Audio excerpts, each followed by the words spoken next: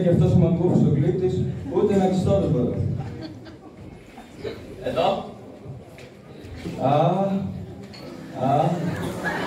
Είναι δική μου να.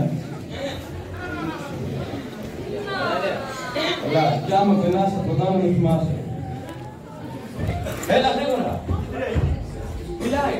Ποιος μιλάει? Δεν με πιστεύει. Σοβαρά, τα σέβη μου στρατηγέ, τι μου κάνετε?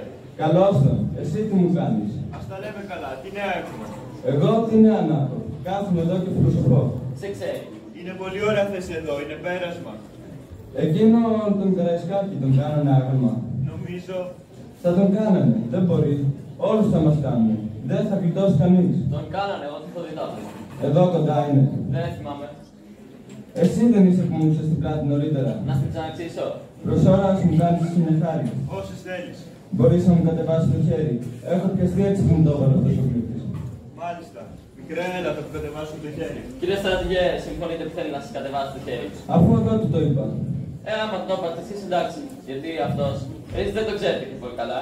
Όλο πρωτοβουλίες είναι μέχρι να βρούμε κανένα μπελά. Βρε Έλληνες, δύο είστε και διαφωνείτε. Κράτα από τη μέση και βάζ τα κόντρα. Καλά είναι εδώ. Στρατηγέ, κατεβάζω. Έλα, δώσε λίγο ακόμη. Δόξα σε Θεός. Και το άλλο. Το ζευό. Μια και αρχίσαμε τι ένα, τι δύο. Ξαναπιάσε. Στρατηγέ, τραβάω. Τράβα και μη σε νοιάζει. Κι άλλο, δώσε λίγο ακόμη. Τι ωραία που είναι να έχεις τα χέρια σου λιτά.